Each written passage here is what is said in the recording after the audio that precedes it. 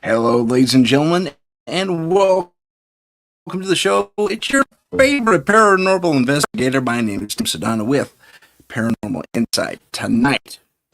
Today, we have on the show, returning for the third or fourth time, Joe Montaldo, and we are so happy to have him on board. We're going to talk about disclosure and aliens and a bunch of other stuff. So let's bring him on without further ado. Joe, welcome to the show.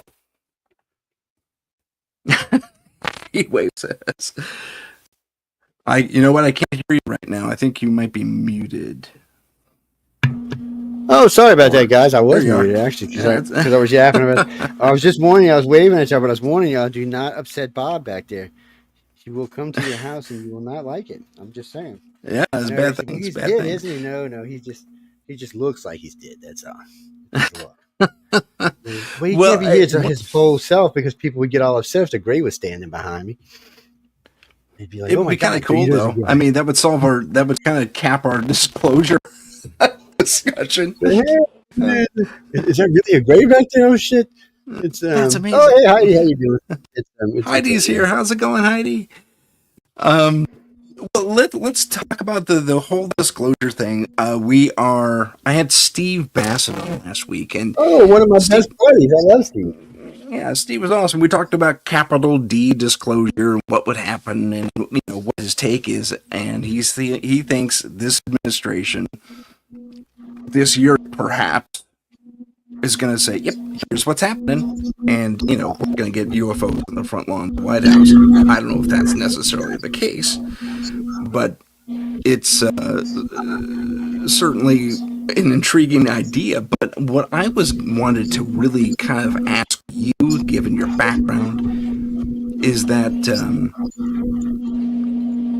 where, as far as disclosure goes, we kind of seem to keep taking baby steps, really, really small baby steps. Not only people coming forward, but all the whistleblowers doing their stuff, and now people are challenging the whistleblowers and saying that's not what happened.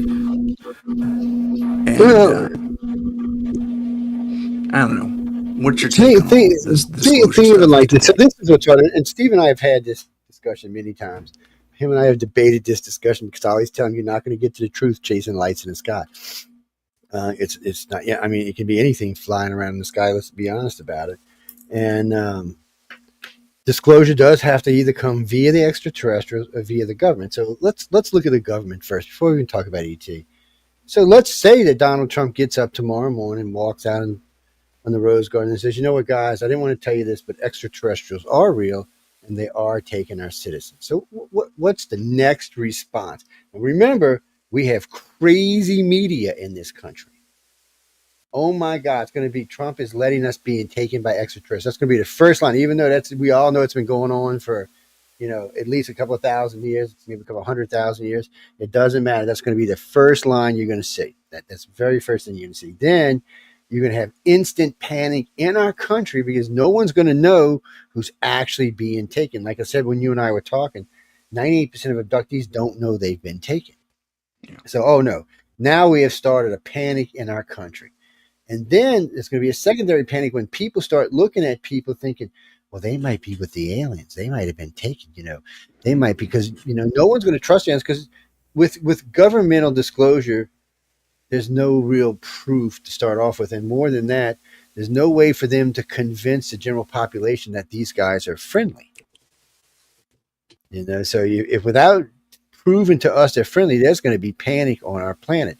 It's going to start here and then it's going to spread to the other 8 billion people on this planet. And remember, most of that 8 billion people do not believe in extraterrestrials. I'd say it's probably 60-40 these days. It could even be 50-50, but it's probably more like 60-40. But when you start talking about the Christian and Muslim religions, which make up almost 4 billion people, they're not going for this. Okay. And then there's a couple of other religions that you throw in there make 5.5 billion people. They're not going for this. So that leaves us 3.5 billion people. Okay.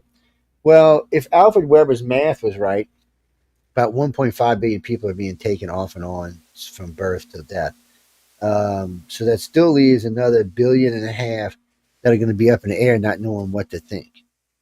And some of them may become violent. Some of them may be out in the streets with the end is coming.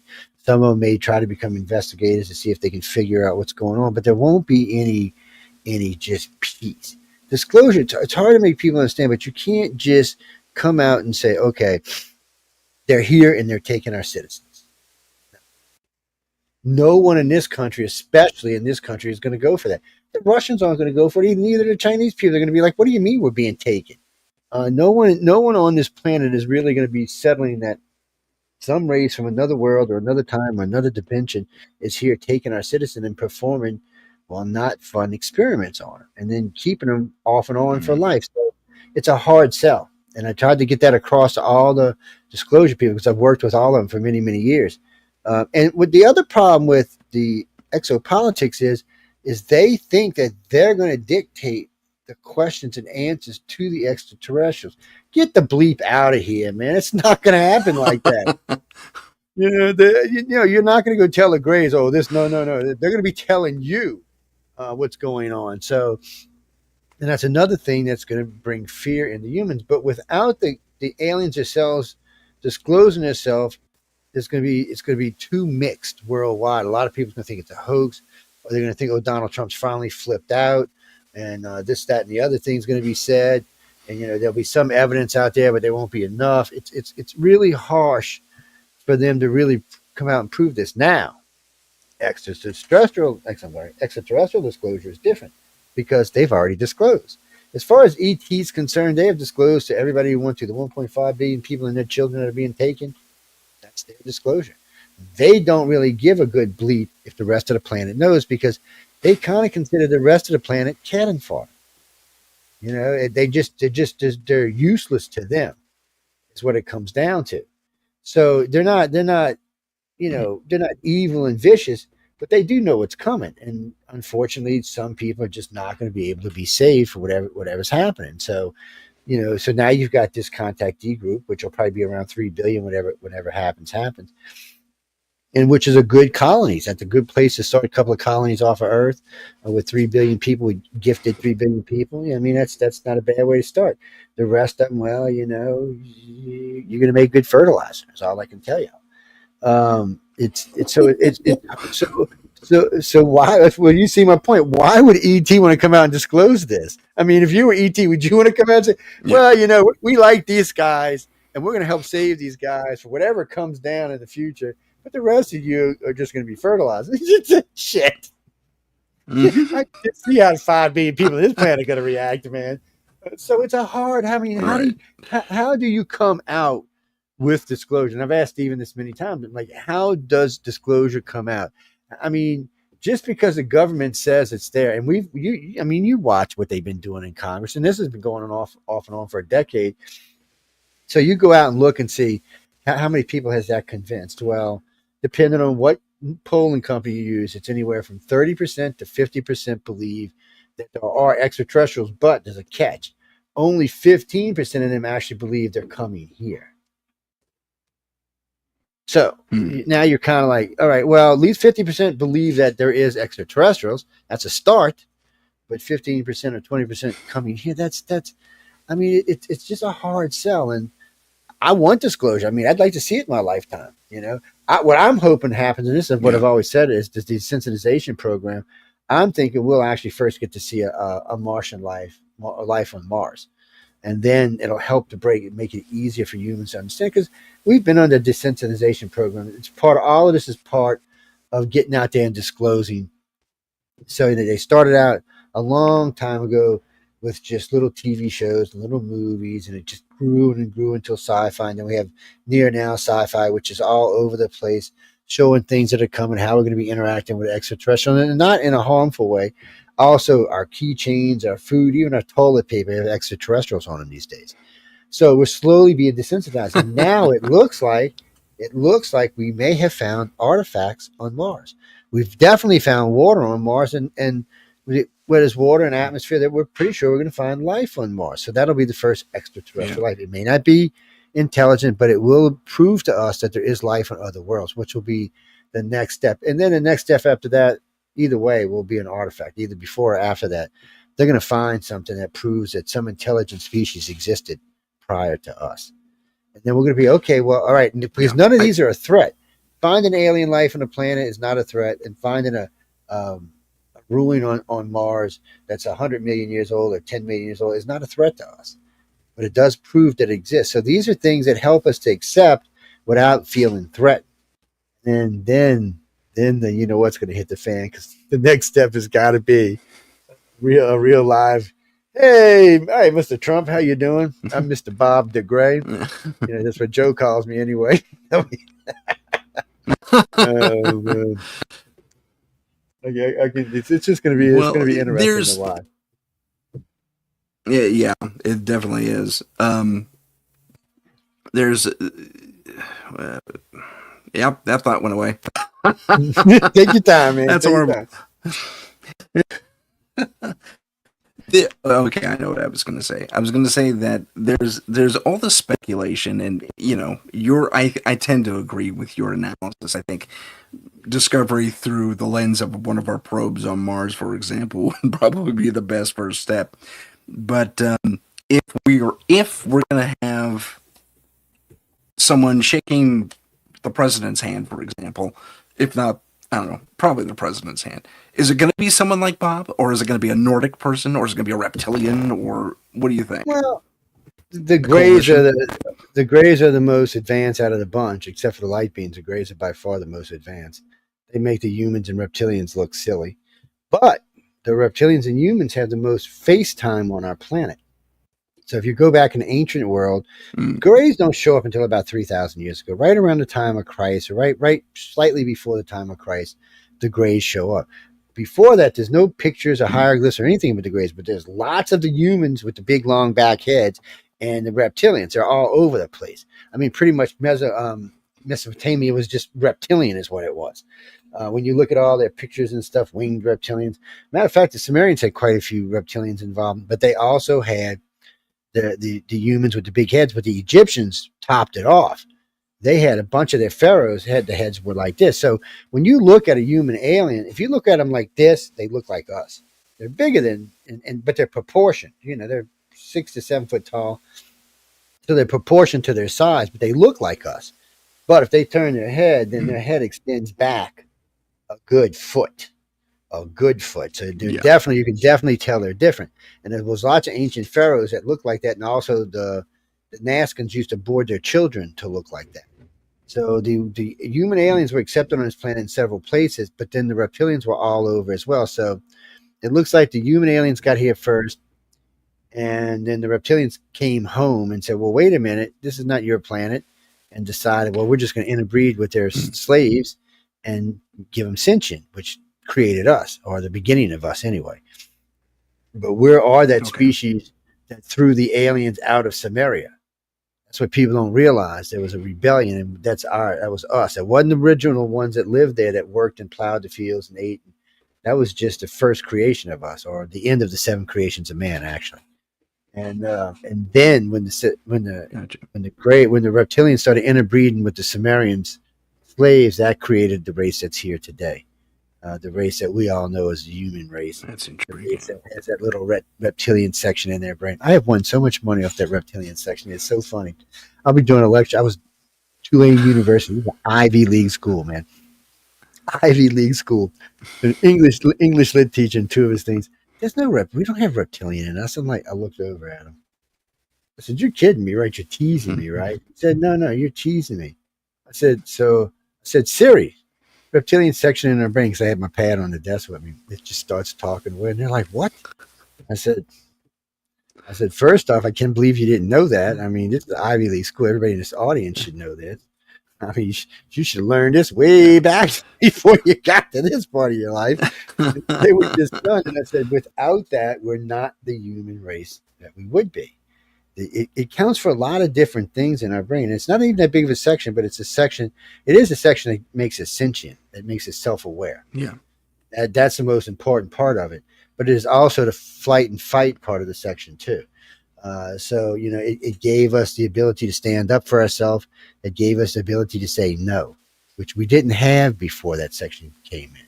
So it's interesting, but it also messes up with the theory of evolution, because if we came from some type of mammal reptilian hybrid thing back in the past, and we grew from that, then the aliens wouldn't have had to introduce it to us, and we wouldn't have been a little wussy of a species to start off with. So, boy, evolution people, they really do. They because it's a way to put it in there without it having to start out from the beginning.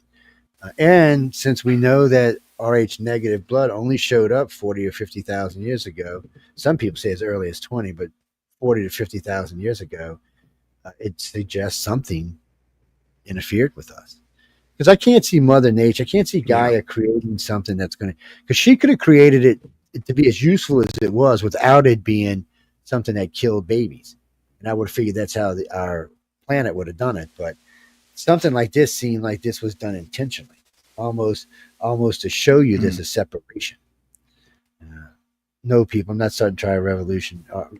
The negatives versus the positives. We don't want to go there. Yeah, don't do that. We don't want to go there.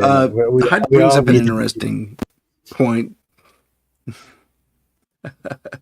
about the Arcturians, and I guess we're wondering, or she's wondering, whether the Arcturians play into this at all. Well, who do you think the Arcturians are? Answer that question for me, and I'll tell you. See, this is the problem when we use to describe different aliens, because different people think they mean different things. I've heard the Greys call 5 different things. I'm like, come on, people, stop that. Because I just call them, and that's the reason I call them Greys, humans, and reptilians, because it just gets confusing in the other way. Because there is too many. But who do you think they are? Do you think they're the human aliens? Do you think they're the reptilian aliens? Do you think they're the Grey aliens? Because there's really no other aliens allowed to do abductions on this planet, and there's not many other aliens get to visit. As far as we know, there's only 7 types that come here, and the light beings come very rarely, and the browns only come when there's a mess up. So 2 of those 7 species. Well, the tall whites from Charles Halls, that seems to be entirely something different. Arcturus from the 9th. A higher being. Okay. Well, the Greys would have killed them if they were here. I'll put that up for people to see. So I don't even know what the 9th dimension would be, because it either be a dimensional crossover, or it'd be a different galaxy. So that's because it gets a little sketchy when you get into dimensions, because sometimes you're actually in a different galaxy that's in a different dimension, which changes everything. That's what she describes. Which changes everything, but they still wouldn't be allowed on Earth. The reptilians or the humans or the Greys would have probably killed them. The Greys would have for sure, because as far as the council is concerned, there's only these types of aliens allowed to be here and nobody else. This is whatever kind of planet they call it, where we're under development and you're not allowed to just come and visit and poke around and stick your nose into our business. So it's a very sketchy little thing. I don't rule out anything because I wasn't there at the time, and I don't know what people are describing. And for today, people to be writing about something from the past without the knowledge of being there, it's hard to do. I think a lot of people take a lot of liberties, to be honest with you, because we only do alien stuff from our actual knowledge that we've learned from all the different contactees and our government connections. That's the only thing we use. And of course, in ancient history, because that's where you need to start. And I tell this to people all the time. Even if you want disclosure, you need to start in the ancient worlds and work your way forward so you actually understand who and what it is you're talking about, and where these different aliens showed up on our planet and for what reasons. Why were there so many reptilians involved, like in Mesopotamia, and all of South America, pretty much? Why was it like that? Why were the humans in Samaria and Egypt and skipped over Mesopotamia? What happened there? It just seems to be. It makes you wonder what's going on. And then the Greys show up, and they don't really pick a region. They just start taking away stuff from the reptilians and humans, because they're seen everywhere. So what's funny about this, if you really get down to do the research, you'll find that there's actually areas on this planet where you don't see human aliens or reptilian aliens, but you see Greys everywhere. They're little pains in the asses is what they are.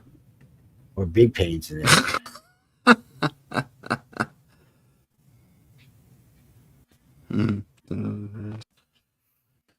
We'll have to check into it. I don't know.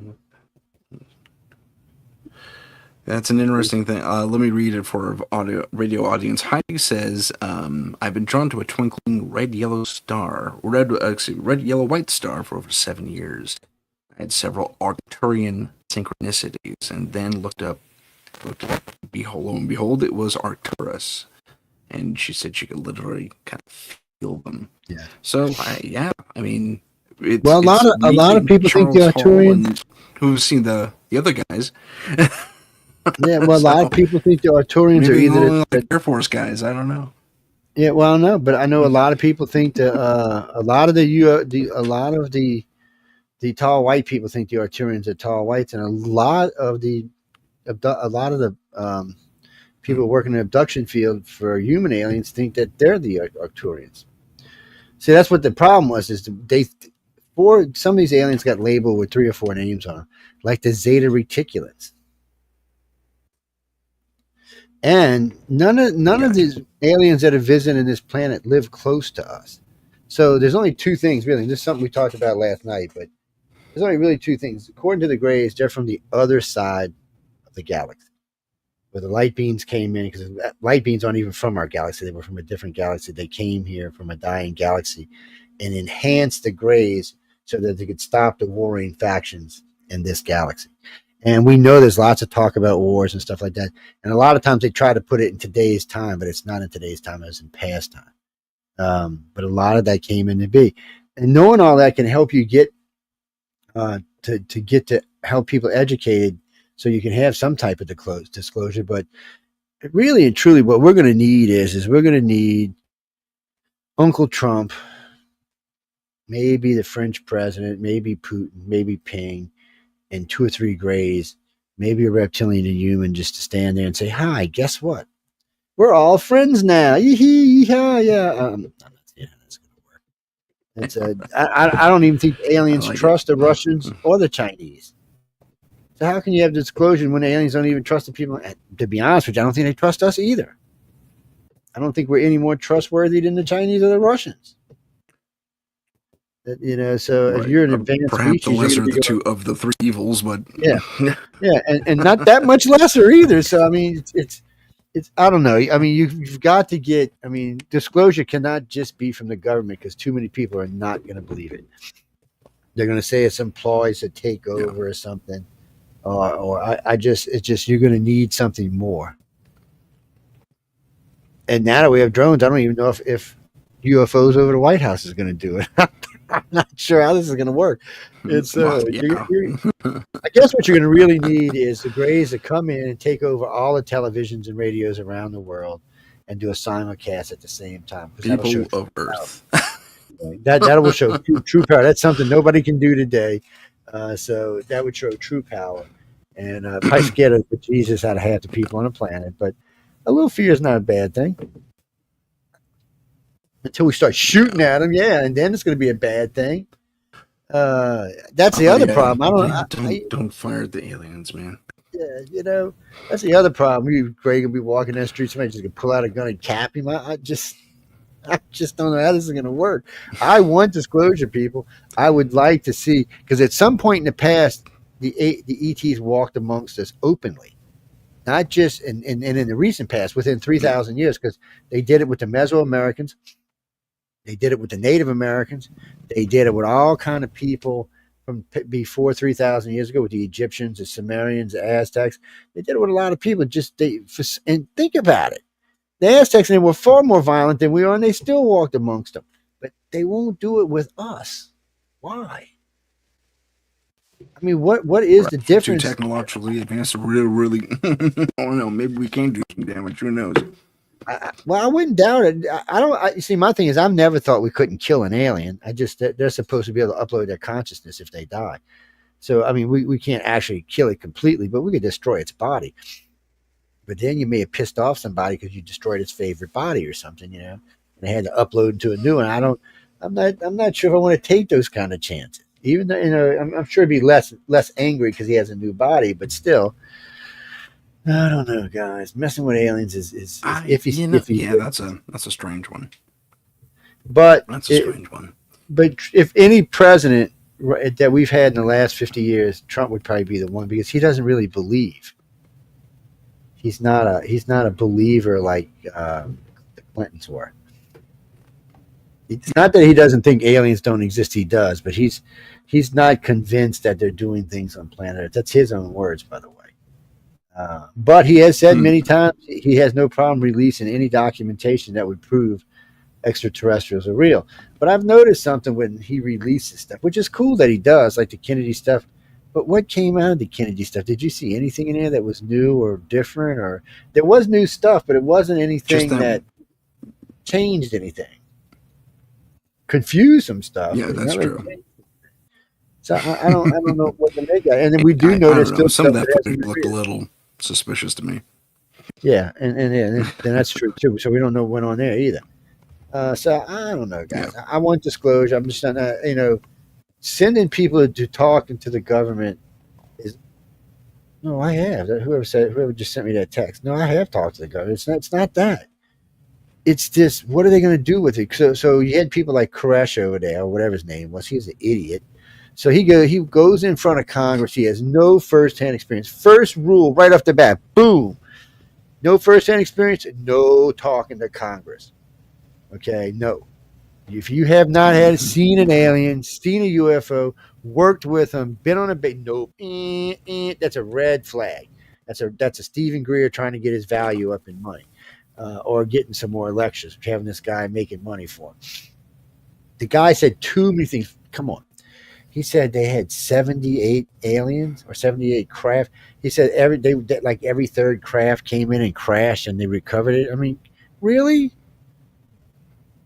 So what you're telling me is they got a worse flight record than the FAA does by far at this point, and they're still sending aliens over? I'm like, no. Who comes up with this kind of stuff? Everything he knew was either most of it was third-hand information. It wasn't even secondhand. Most of it was third-hand. Now you had the three pilots, which pilots are great because pilots are they're very observant and they're going to tell you what they saw. But they can't really come to any conclusions. They just saw something that is very advanced, probably not from here, but you can't rule it out 100% because with drone technology now, we have the ability to do things we didn't before, pulling G's that we couldn't do because there's nobody on board these craft. Oh, sure. Speeds that we couldn't pull. I mean, we have supersonic jets now, and if there's no people in it, we can go even faster. So there are things that we can do, but things like what they described in the Foo Fighters, they did stuff that we still even today can't repeat. Get close now. We get a lot closer today. We can do loop-to-loops around jets, but we can't keep up with a drone and a jet flying full speed, so it's not going to happen. But we can't. They can't really how long they could dodge bullets. I don't know, but these things weren't even afraid of bullets. Matter of fact, some of the Foo Fighter, some of the. Well, did they spit them back at the one guy from Blue Book? I don't know. I know. On the bombers, they said that it was a waste of ammo. Sometimes you'd see them bounce off. Sometimes it looked like they would just disintegrate. Sometimes they would just disappear. A couple of them got ricocheted back, so that I think it became a standing order not to shoot at them. And it wasn't just a standing order in our military; it was everybody's military. Remember, people, it wasn't just the United States or our allies. Our enemies saw them as well. The Russians saw them. The Germans saw them. The Japanese definitely saw them. They reported them many times, but even the Italians, Japanese. Yeah. So I mean, these were things that were being reported by every active military that had in-flight things going on. No one was able to bring one down. No one still to this day knew what they were, but they were there. So, and you can't say they weren't because there was too many witnesses.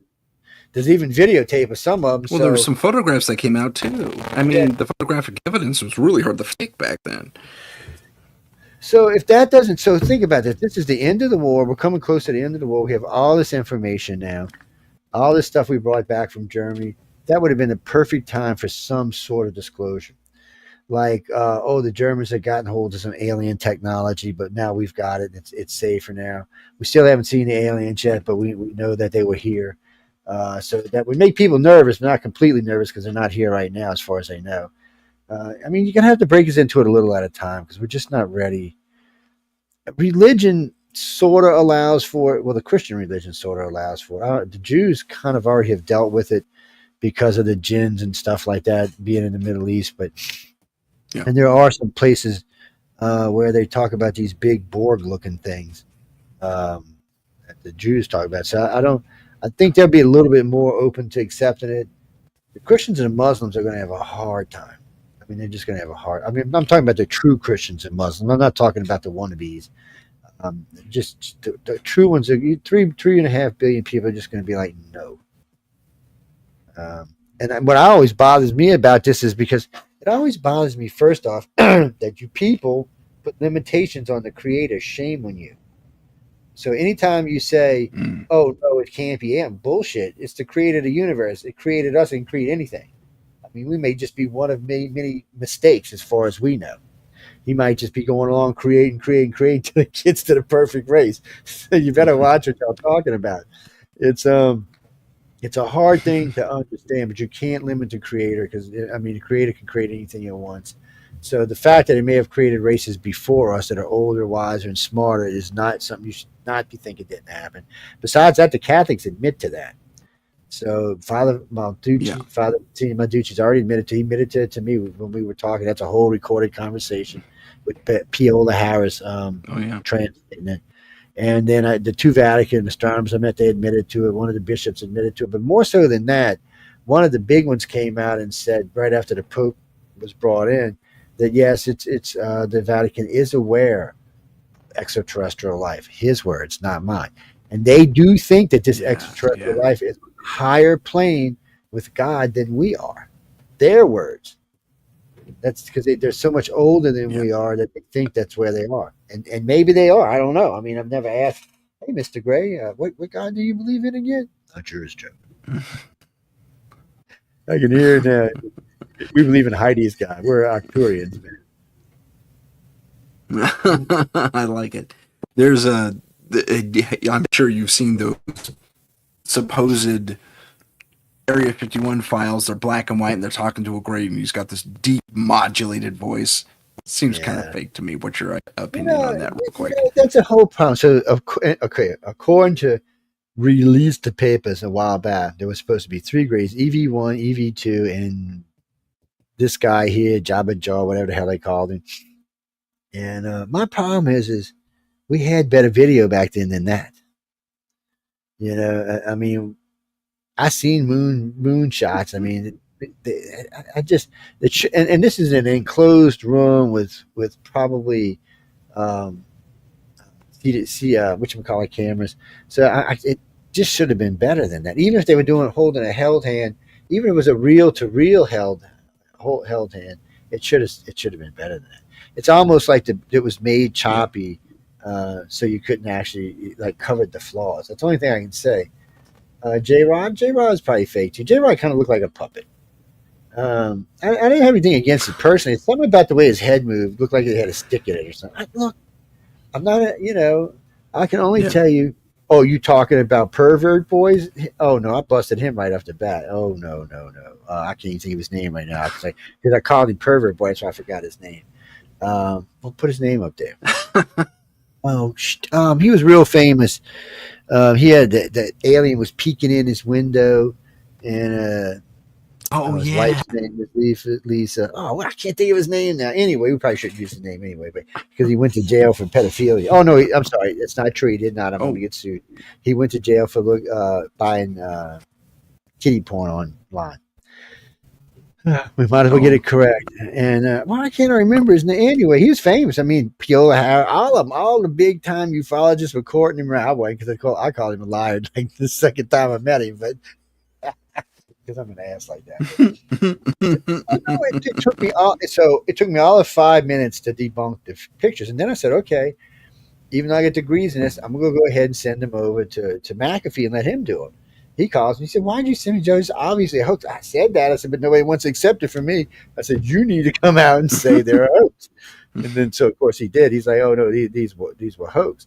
And what is his name? Steve? No, not Steve. Anyway, I know his wife's name is Lisa. Stan Romanek. There Okay, it goes. I just want to get your Oh, take. brand. So Okay, there you go. he's he was all over the place. Oh yes, and I did. I mean, I didn't know he was in that other stuff, but I remember when the first time I seen his stuff, I'm like, dude, you're full of it. And then I busted him. I called him out on air. Look, I said, let me tell you why I know this is a fake, and I walked through it with him. And I noticed a couple of weeks later he had another one show up, and all those things were gone. I was like, dude, you busted. I'm like, just leave it go. I said, whether you're, because contactees, unfortunately, sometimes will make stuff up because once they've come out, they get all that attention and everything, they get used to it. But you only get as much attention, as much new stuff as you put out, unfortunately. And so a lot of times it goes away. So they fake. That's what happened with Michael Horn's boy, Billy Myers. I liked Billy, but and a lot of Billy's stuff is legit, but his last pictures weren't. He stopped being able to get good photos, so he hoaxed 3 or 4 of his photos, and you could tell he hoaxed them, especially the one in front of the tree, because the sizes are disproportionate with the tree, and that's the first one that got him busted. And I was like, Billy, why'd you do that? And Michael's trying to defend. I said, Michael, they're fake. I said, we're not going to argue about that part.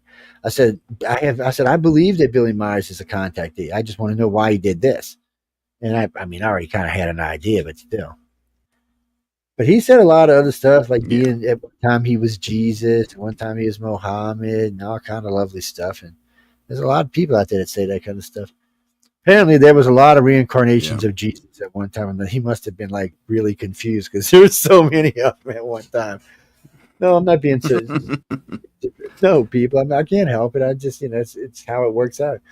It's like one of the favorite people in reincarnation when you not reincarnation, but when you do past live dreams. King James and King James and King Edwards is one of the favorite ones. I mean, literally thousands of people have said that the reincarnation. Well, you see, people makes me kind of wonder about reincarnation. Apparently, there's some issues going on. And maybe it's from all worlds and all different universes y'all being sent here. I don't know. I'm just trying to help you out. Who knows? Number one thing for disclosure, honesty, and no more bullshit like what we seen with Stephen Greer and what's his name. Those witnesses, those Air Force witnesses were good. The Navy and Air Force pilots were good witnesses. They told you what they saw. They went through it in detail. Very skilled at what their job is. Very, very ranked, very high. So you can believe everything they said, and they don't think it was from Earth, but they didn't tell you that they were. And if you listen to them, and that's what's so funny, because when what's his name is describing these craft, you've seen 2 of the pilots looking at him like, "There's no way, dude. These things were whooping our asses all over the place, doing backflips, spinning around, us going up, pushing us up in the air with their own thrust." And there's just no way. You could see the pilot's eye literally going, "This guy is full of it," and they were just witnesses on the same thing for them. But you could just see it in their face when he was giving these descriptions, like, "Well, what aliens are you dealing with? It's not the ones we're dealing with."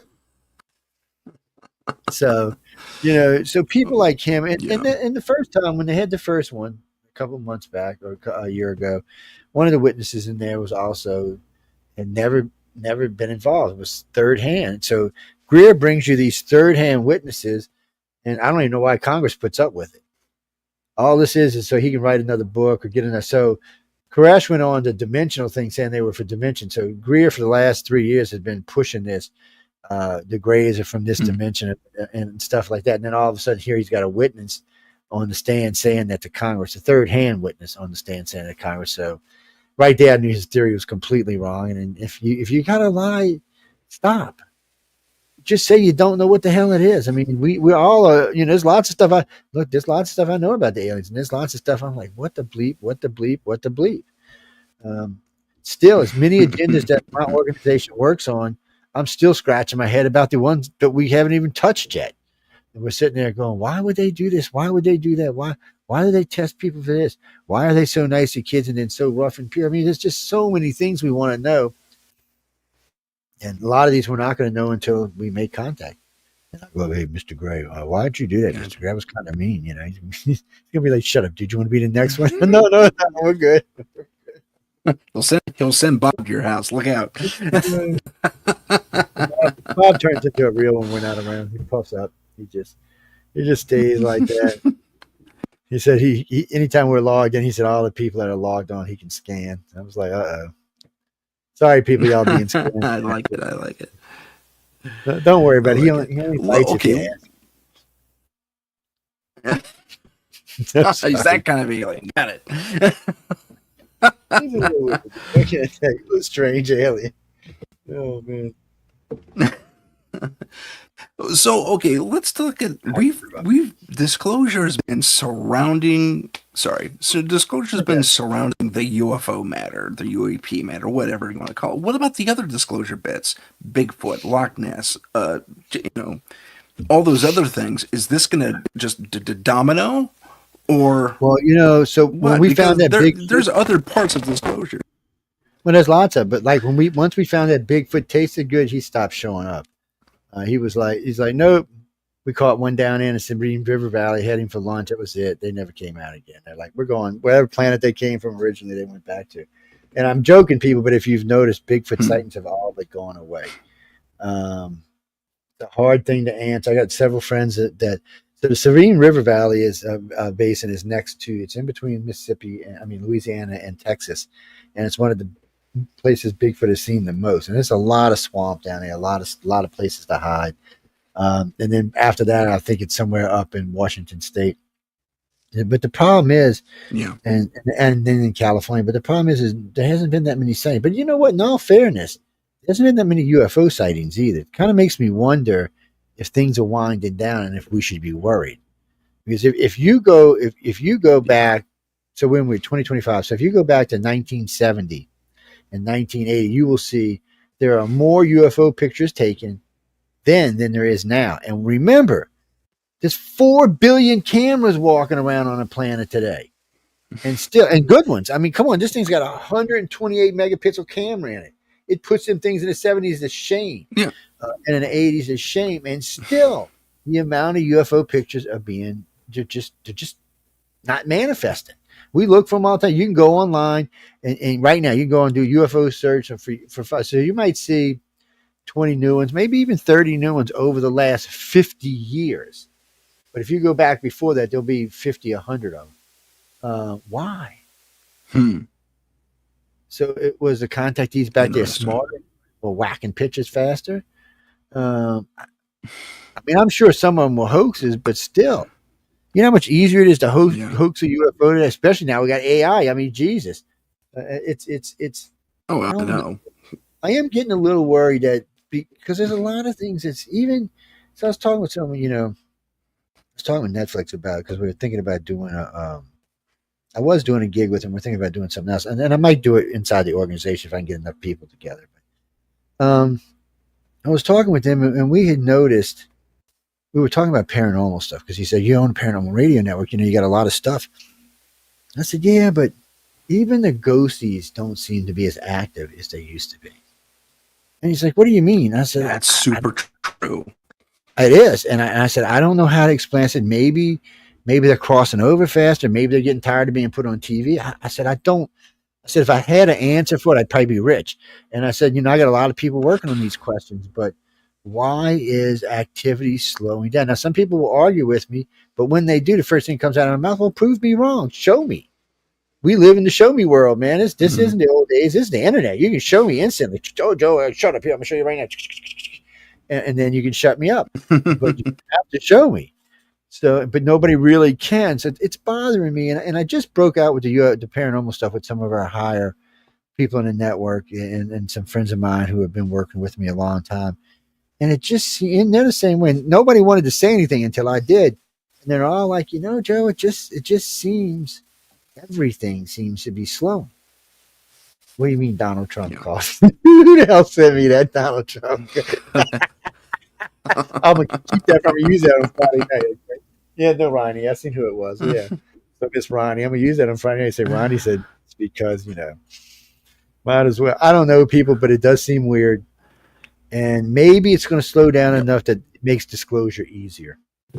We need for the people of this planet to come to some kind of plateau, some kind of balance. Heidi, you still around? You feel balanced today? Because when I ask most people, they look at me like I'm stupid.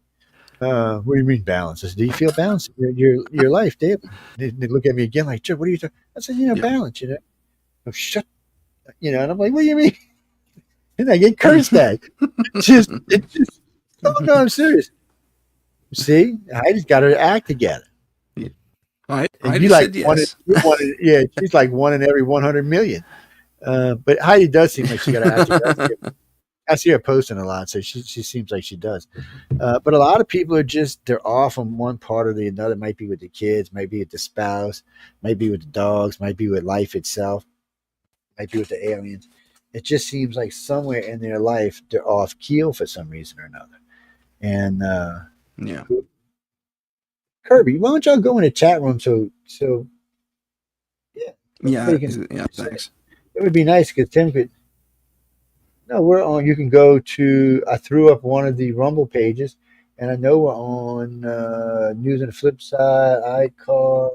We're on Paranormal Insight. You can go to my website as well, or to my YouTube. Yeah, and then we're also on the other two YouTube pages. I don't know. The UFO gods and extraterrestrials are so hard to find. Don't ask me. You got to ask YouTube about that. I mean, it's just hard to find over there. That's why we started using Rumble more. It's Rumble seems to be starting to work well. Eventually, we'll get all the hosts on. So on the eyeball side, crazy thing. Just before I came on, I decided to check our standings on the UFO radio. So we're number one on the second page, which is really good. So in the old days, we used to be number one on the first page. Actually, usually the first 5. So I'm glad to see us moving back up that ladder in that direction. So if you're typing UFO radio or paranormal radio, it makes it easy to find us.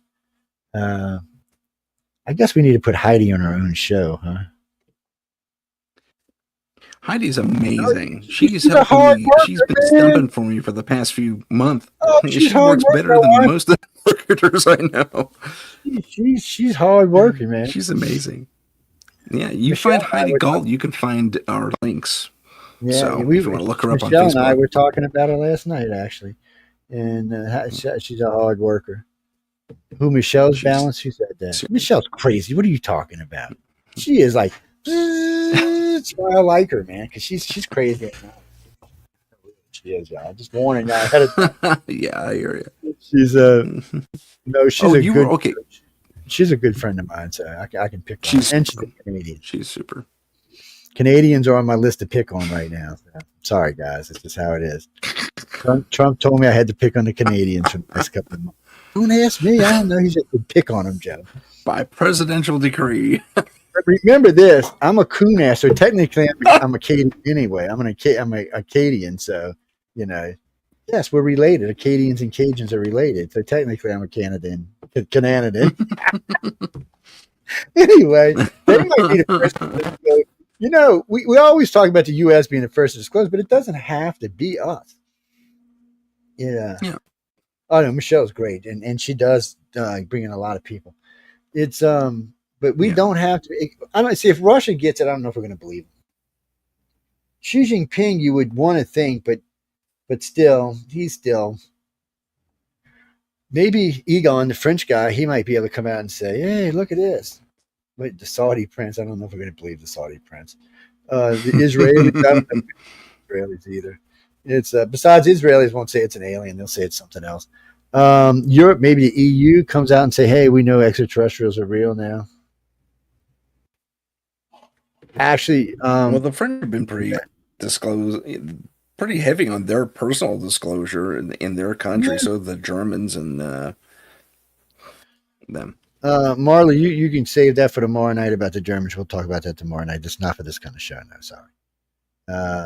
People get confused these days when they see me. And then they just there's a lot going on in Germany right now, but it's nothing to do with UFOs and stuff. I mean, there's UFO stuff going on over there too, but there's a lot of other stuff going on that the U.S. isn't real happy with. Yeah, there is. Well, no. So if you want the story real quick, so probably around 1890 to 1900, an alien showed up to Germany. because Germany was the most advanced country on the Mm. planet by far. We weren't even close, actually. We were working on stuff they were, but we were still a decade behind them. I don't hate Yeah. to be hard on our country, but we were. They were the most. So they say that this alien race gave them a saucer, and then from 1911 to I think 1913 or 1916, they tried building flying saucers. First one was a tank. This is a round tank with a big cross on it and some guns on front and back, but it had guns all the way around. And then they tried to Yeah. build a jet. And think about this: they were trying to build a jet saucer in 1912. That tells you right off the bat how much freaking further advanced than when we were. And then they had a Yeah. boat, another type of aircraft, and then some kind of weird shaped original. All of these were designed off this UFO that they had got. The problem for them was is anything inside the UFO was well beyond any technologies they understood. They hung on to it. Vernon von Braun was the next one to look at, and Vernon actually admits to seeing this, by the way.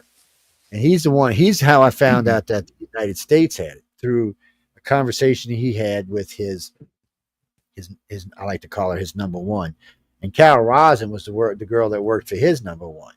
So, but long story short, he actually admitted to seeing this advanced saucer, and they were told, he had advanced propulsion systems on this. The guy, whoever got it, had seen it in action, but was dead by then. So they were trying to design things from it, but nothing. They still didn't understand how anything worked. Well, when the U.S. when they cut the deal with Vernon to come get him and the other scientists, Vernon von Braun told the U.S. about this saucer. So when they retrieved the scientists in groups, they retrieved one of them somehow or another. They retrieved the saucer and brought it to guess where? Roswell, where they crashed the damn thing, and everybody kept saying aliens crashed it. So they got it there. They got it there. If I remember the story right from the nurse and the other lady who was there, if I got the story right, 3 Greys showed up out of nowhere, landed a craft on the backside of Area 51, was escorted to where this thing was in the hangar, and they said, "Look, we will try to help y'all understand how this craft works, so you can try to develop stuff in the future." Since we got our hands on it, they figured, okay, we'll let them, because we're pretty sure the human aliens had stole a Russian, not a Russian, sorry. The human aliens had stole a gray saucer, and that's what they gave to the Germans. They didn't give them one of their ships. They gave them one of their ships. So anyway, so the Greys get there. So the Greys didn't reclaim their ship. They said, okay, we're going to try to work with you.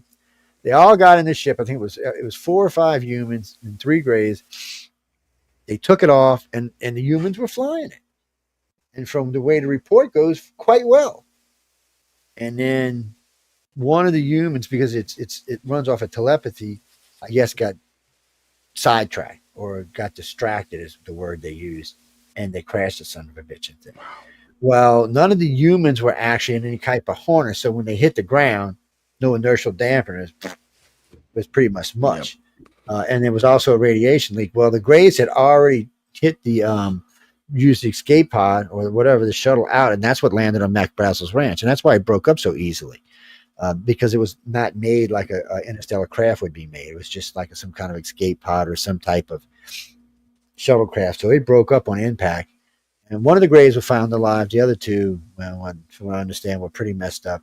They retrieved all the debris. And that Grey didn't live for that much longer either. And then those hikers, the Boy Scouts found the other craft in Sedona, Arizona. Not Sedona. Starts with Aurora. C.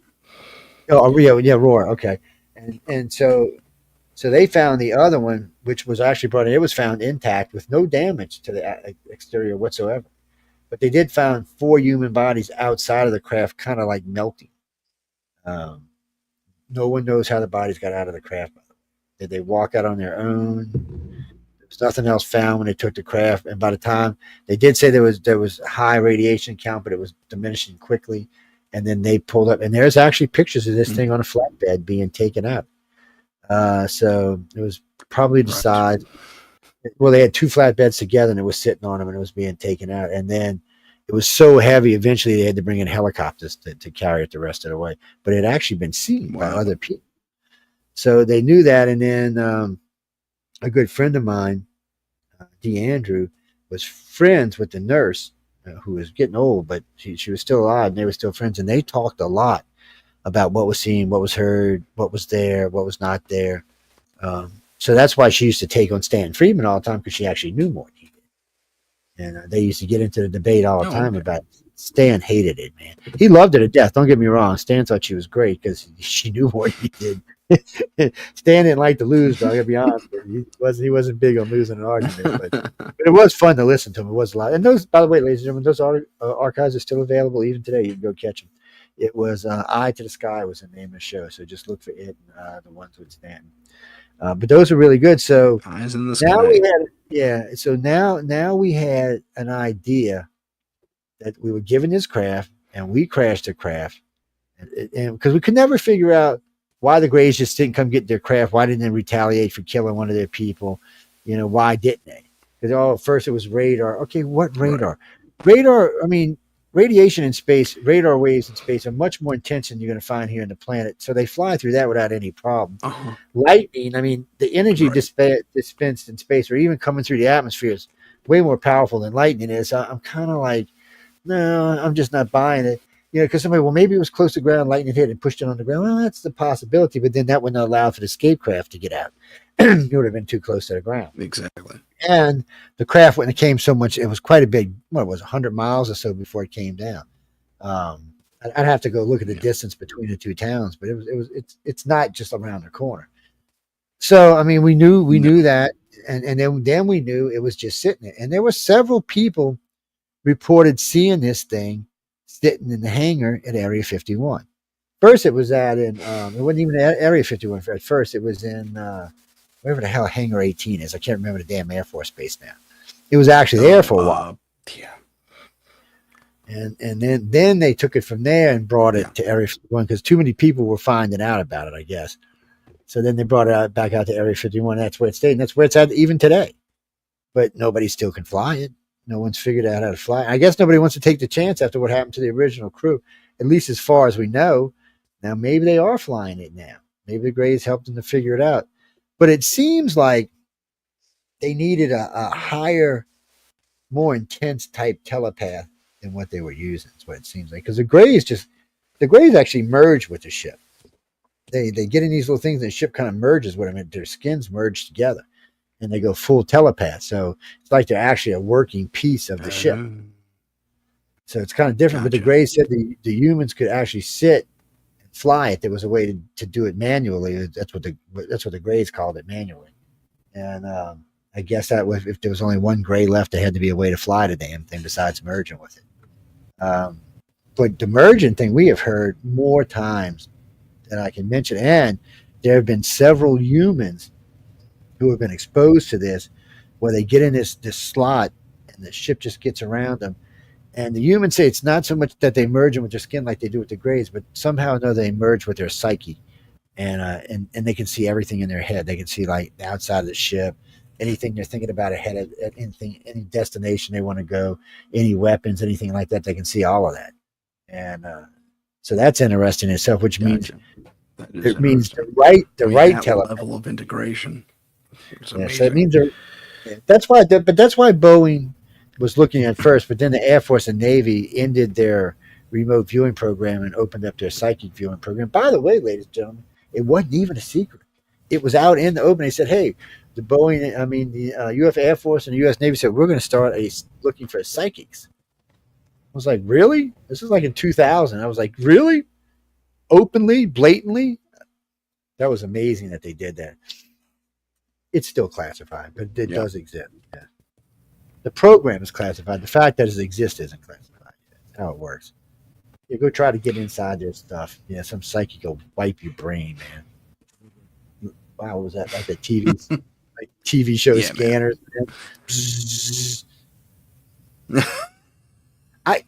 Frankie, if every world leader stood up together and said aliens are real, maybe, possibly.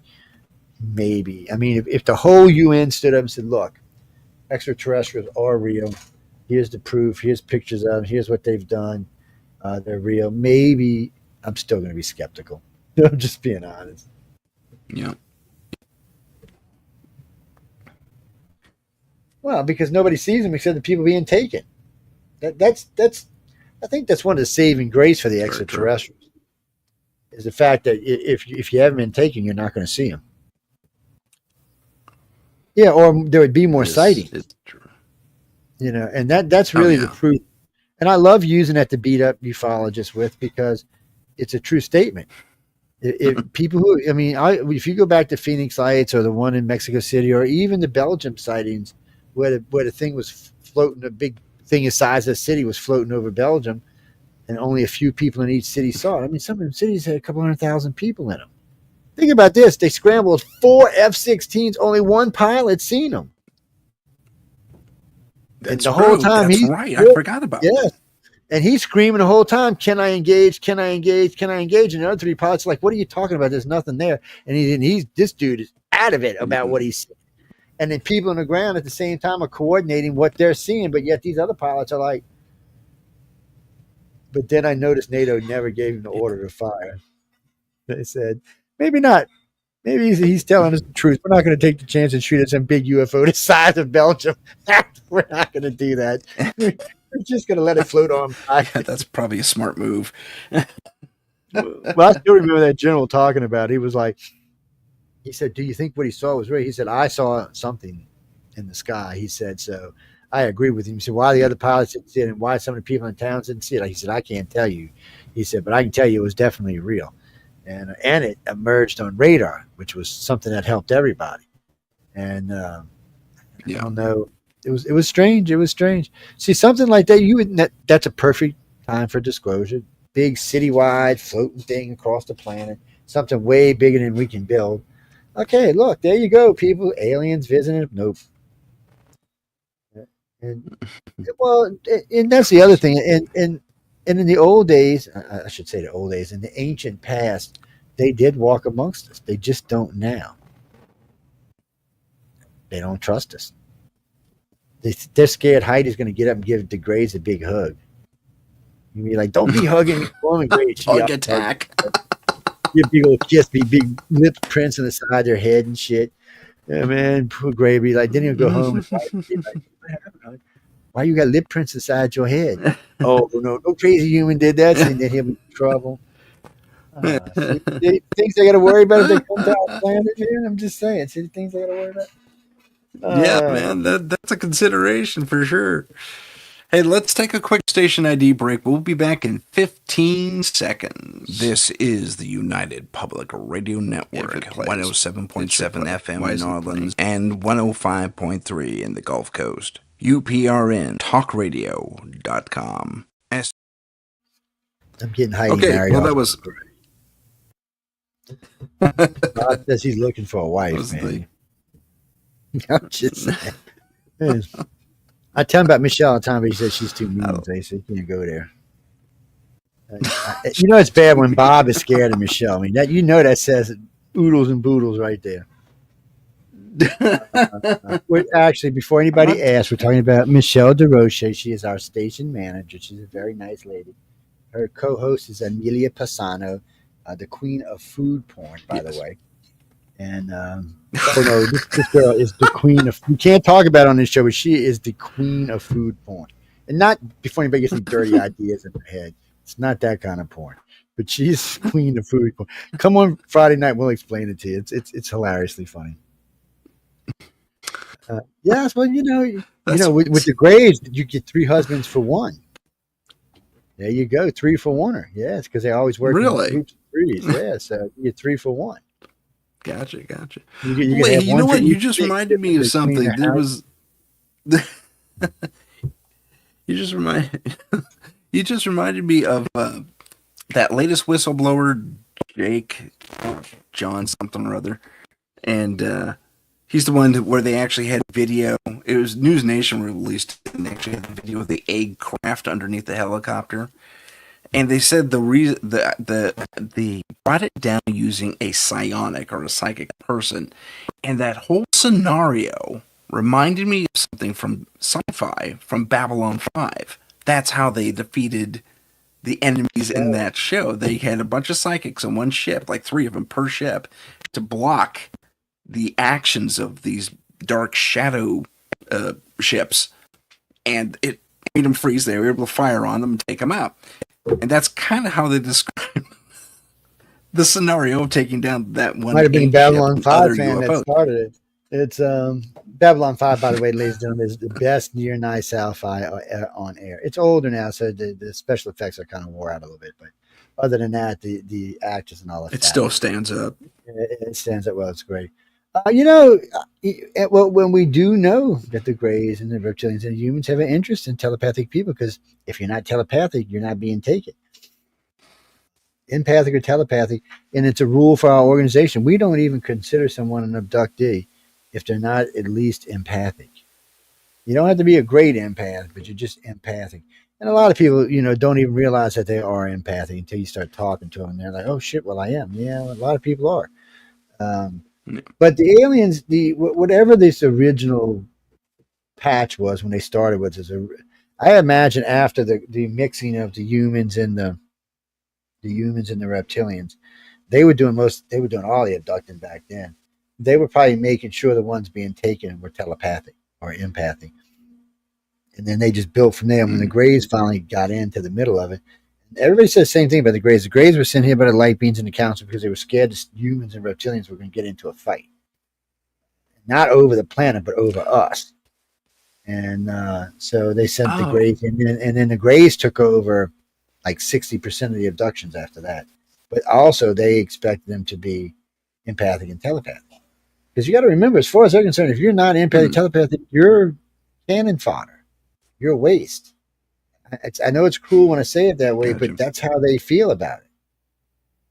Because let me explain why they feel it. Because they know y'all are going to be bred out. It's just like the Rh negative blood. It started out at 0, now it's 15. Actually, I think it's around 17 or 18% now. Eventually, it's going to be 50-50. Eventually, it's going to be 80-15 because it's going to breed the old out. It's just an upgrade is basically what it is. And that's what they consider. So a society that's completely telepathic changes. You can't even really have 200 countries when everybody's telepathic because we all know what everybody's thinking. Eventually they'll come up with ways to shield it, but in the beginning, no. And as we grow and learn and grow, and then you're walking down the street and everybody on the street can hear everybody's thoughts. I mean, I'm sure a lot of people will learn how to turn it off and just hear background noise, but a lot of people won't. A lot of people are nosy, and they'll just be walking with it wide open. Most empaths don't even know that they're in broadcasting when they're walking up and down the street. You'll be standing in a group of people, want to walk in, everybody will get sad or everybody will get happy. You're like, what just happened? Well, this individual just walked in broadcasting to everybody. It's how much power it has, even if they don't know what it is. It's just one of those things. So eventually we'll all become telepaths and we'll all know what each other's saying. So there won't be much lying left on the planet. That'd be okay. Yeah. So that'll make us become closer and we'll lie less. Think about politics. If every politician was telepathic. And not just that, when they got up on that stage and started telling you bullshit and everybody else, the audience was telepathic. There wouldn't be nobody out there lying to you about what they're going to do. Because, you know they were lying. That's right. So it would change the way we look at things, at least in the beginning. And there may be a way to stop it, but I would imagine if there's a way to stop it, there'll always be some way to override it. So it's just a matter of how that's going to work out. What is going on? No, I'll worry about it later.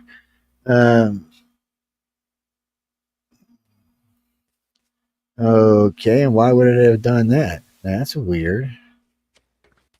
We'll have to check on that later. Sorry, if you're on Rumble, people, I don't know if Rumble says it was either ended or deleted. I'm not sure what's going on. I don't know why. It's up here with us still. Sorry, people. If Rumble went off, you can always come back and catch us on one of the YouTubes. Yeah, I'm not sure what the hell happened there, but we'll check on it later. But being a telepathic race, which is what they all are. Think about it. The Greys, reptilians, and humans are all telepathic. The tall whites are all telepathic. And they have one government, and most of them have one religion.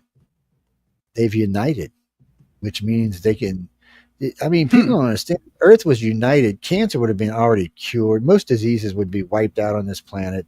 Um, we would be living a much higher standard than we live today. It's just, and for mothers and children, it's going to be very interesting. So, when a mother's laying there with her child laying on her chest, they'll be sharing that. And I imagine in the womb, at least after about 6 months, they'll be sharing thoughts. It's at the very least, I mean, child that kind will of feel happens the now impact. anyway. Yeah, well, it does really. The empathic part does for sure. The baby Yeah. will feel the empathic feel of the mom. So it's there's a lot going on, but still, we got a long ways to go as a society. And like I said, and I'm sure somebody will figure out some way to lie around it. But I'm thinking if you find a telepath that can protect yourself, you'll find someone that can break into it. It's just a matter of time. Yeah. But it's funny, Heidi. One of my cardinal rules in my family is you can do whatever you want. Don't lie to me, because if you've done something, you're going to be in trouble. Okay, you're in trouble. Deal with it. If I found that you lied to me, your trouble is going to be far worse than it was if you did. Yeah. Well, most of my stepkids and my kids always were like, "Wow, I didn't get in this much trouble." I said, "Well, because you didn't lie to me, and this is a fixable problem. But if you lied to me, it just sends, and it doesn't matter who it is, it just sends me over the edge." I've fired employees. I said, just tell me the truth. I said, you're probably not going to get fired. If you lie to me to find out, you're going to definitely get fired. That's just how it is. It totally makes sense. Well, the Grays don't lie to you. The Grays tell you how it is. And half the time you don't want to hear how it is, I'm sure. But it's who they are. It's what they are. It's the reptilians and humans are the same way. They look at their system. The reptilians they're empathic. They're telepathic.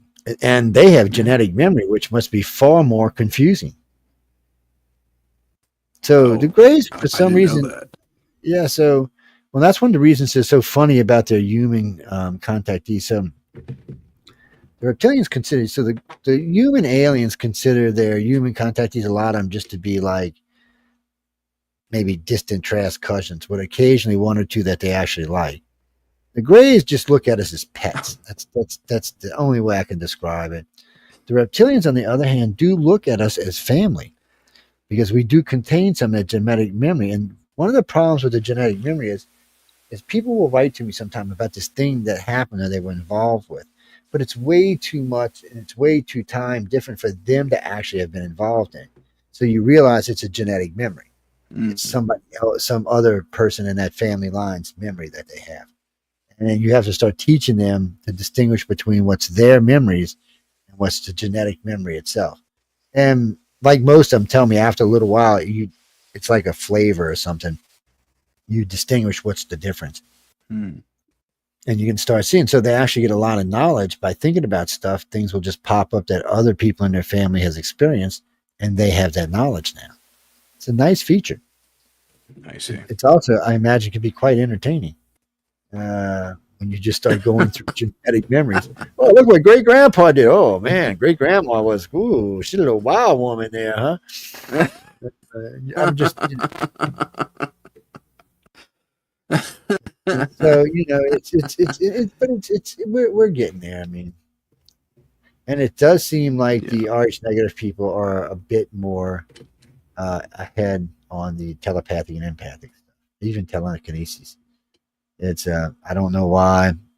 It just seems to be that way. It might be just the upgrade. And eventually that upgrade will upgrade to something else. Well, think about it. I mean, A long time ago, everybody was brown hair, brown eyed, and brown skin, and one blood type. Now we're like a diversity melting pot with 8 blood types. It's so you figure out what's going on. There seem to be mutations happening all over the place. Well, no, we were all brown eyed at one time. Yes, because the people that originally bred, if the stories are true, then they were all brown eyed, brown skin, brown haired, probably maybe black haired, but that's what they were. And then when the Rh negative blood came in, it caused a mutation, which caused green and blue eyes and other shades of eye color. And then it also caused Rh negative blood, which created an Rh factor, a negative Rh factor for all the blood types. Yes, with Rh negative being the purest form of blood known to man and the universal donor. So before that, there wasn't a universal donor until this accident happened. We're going to say there wasn't any such thing as a universal donor, but today there is. Do you know they offer people with Rh negative up to $750 a pint for plasma? Ooh, well, someone get down to the blood bank right now. Make some money, people. Make a little money. I wonder how many times in the week you can do that, man. I don't know. You know, well, the Rh negative thing was the Rh negative thing was a complete fluke that we even found it. We didn't know that it was a thing with the aliens until we started asking what your blood type is. And then we started like, what the hell? Why is there such a big discrepancy here? And then we weirded out when we found that Central and South America was 98% O. Just O. 8% O. And the rest of the world's not like that. Everywhere else, it's like 36% that, 37% this, 8% that, 7% this, 1.5% that. And somebody wrote to me the other day, what's the rarest form of blood to man? Really, it's AB negative or AB positive. They're 1.5%. But that's not exactly true because they can take Rh negative. So they're not actually the rarest form because Rh negative can only take, O negative can only take O negative. They can't take any other blood but their own. But O negative, everybody else can take their plasma and be converted into your blood. I know, ain't that a bitch? I know. No. It's you'll find a lot of O negative people green eyed. Yeah, you'll find a lot of green eyed ones. I have no idea why. It's some kind of weird thing. Heidi, what color eyes you got? Purple?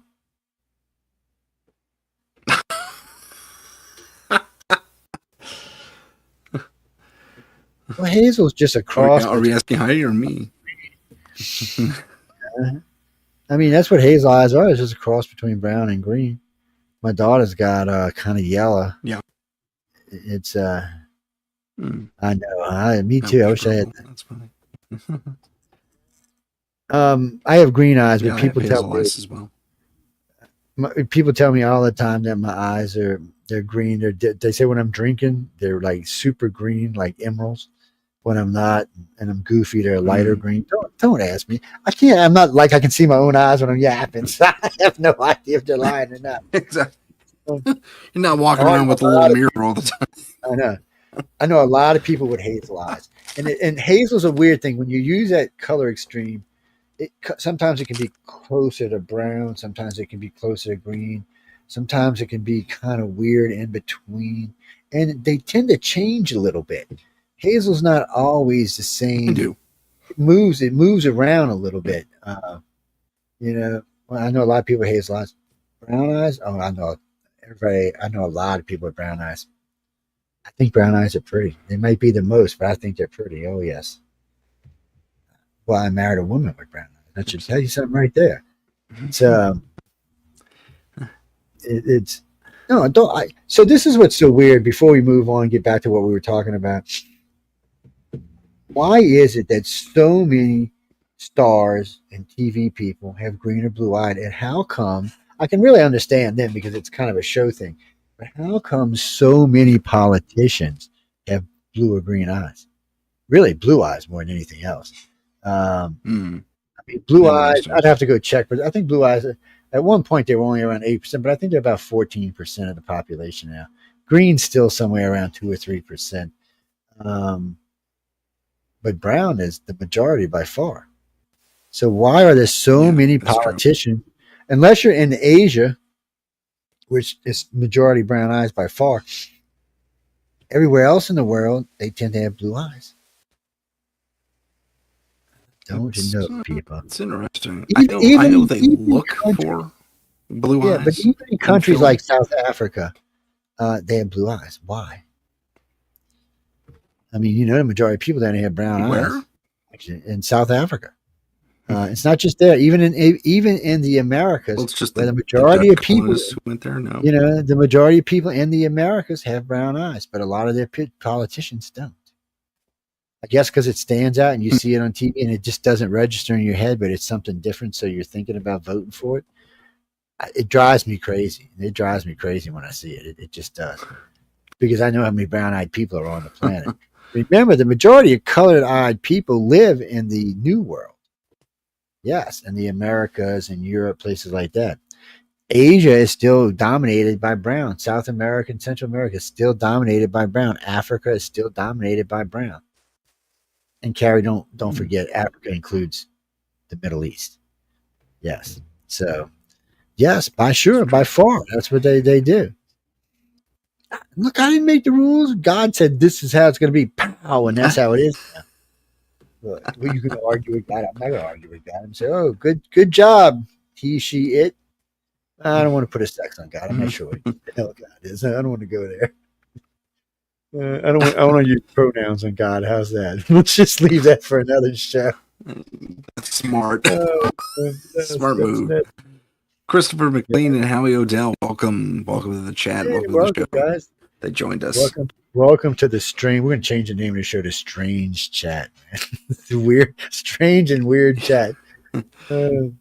We started with disclosure and ended up with eye color. I'm trying to think who would be, though, if I had to pick someone today that I would really trust to come out and disclose. I don't know. I'm kind of befuddled here. I'm not sure. Trump would be good at it, but I'm not sure. I give it to Bob Laser. We'll give it to Taylor Swift. I'm just kidding, people. I'm sorry. That was wrong on my part on so many levels. I apologize. But I mean, she's got a big audience, man. Let's be honest. And she travels around. Yeah, that's true. I mean, oh Lord, no! It's true. She would probably be a little more believable. Although there's rumors she's with the Illuminati, so who knows? I don't know. No, you never know. Oh man! Wait, who were you saying before I rudely interrupted you?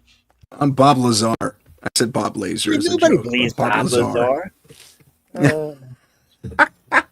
I mean, given his he told me all kinds of things.